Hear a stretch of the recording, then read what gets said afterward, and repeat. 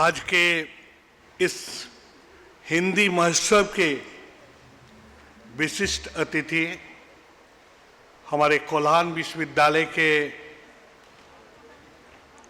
अध्यापक doctor professor Shri Gangadhar पंडा महाशय, साथ ही हमारे साथ उपस्थित हिंदी भाषा के विभिन्न विद्वानों के गोष्ठी,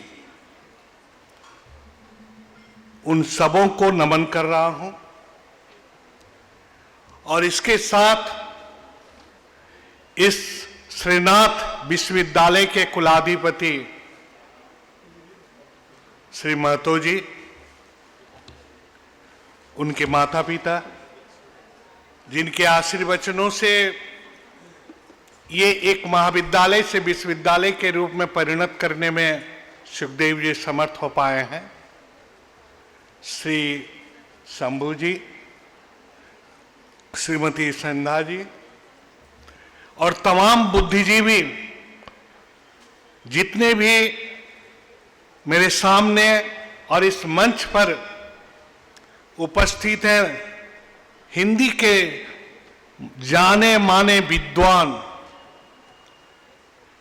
इन सबों को नमन करते हुए साथ ही अपने छात्र एवं छात्राओं को, विभिन्न महाविद्यालय और विश्वविद्यालय से आए हुए प्रतिभागियों को मैं पहले समर्थ करते हुए आज यहाँ पर अपने चंद शब्दों को रखना चाहता हूँ। चूंकि मैं एक वाणिज्य का शिक्षक हूँ और वाणिज्य का विद्यार्थी जिंदगी भर रहा, लेकिन हिंदी हमारी राष्ट्रभाषा है। इस राष्ट्रभाषा को प्रतीक के रूप में हम लोग मानते हुए आ रहे हैं हमेशा। लेकिन 1965 में जब हम लोग हिंदी की भाषा को पूरे देश में प्रचलन करने की कसम खाई थी, तो लेकिन हिंदी भाषा को हम लोग उस रूप से प्रचलन नहीं कर पाए जो हमारे उम्मीद थी। आज भी पश्चात सभ्यता की ओर हम लोग बढ़ रहे हैं। अंग्रेजी भाषा हावी होती जा रही है। विभिन्न विश्वविद्यालय मतलब महाविद्यालयों में अंग्रेजी भाषा का प्रखर रूप से प्रसार होना, ये हमारे लिए एक चिंता की विषय भी है। इस चिंता को दूर करने के लिए हमें इस तरह का महोत्सव आयोजन निश्चित रूप से होना चाहिए। मैं हमेशा करीब करीब ये 5 वर्षों से इन लोग का ये महोत्सव चलता आ रहा है और हर महोत्सव में मैंने पार्टिसिपेट किया है। मैंने सुना है विभिन्न विद्वानों का, हिंदी के विचारों का, हिंदी साहित्य के विभिन्न प्रचार प्रसार करने के लिए उसके साहित्य की गारिमा को मैंने उपलब्धि किया है। ये उपलब्धि हमारे लिए एक साधारण नहीं है, ये एक जनमानस को आंदोलित करने वाली है और हमें इस तरह के प्रयास निश्चित रूप से होना चाहिए। विगत 5 वर्षों से ये आयोजन जिस तरह का सफलता का कदम चूम रहा है, आज लग रहा है ये आगे और विकास की ओर बढ़ेंगे और ये राष्ट्रीय से लेकर के अंतर्राष्ट्रीय स्तर पर ख्याति प्राप्त करने के लिए अग्रसर हो पाएंगे। ये मेरी आशा ही नहीं, पूर्ण भरोसा है।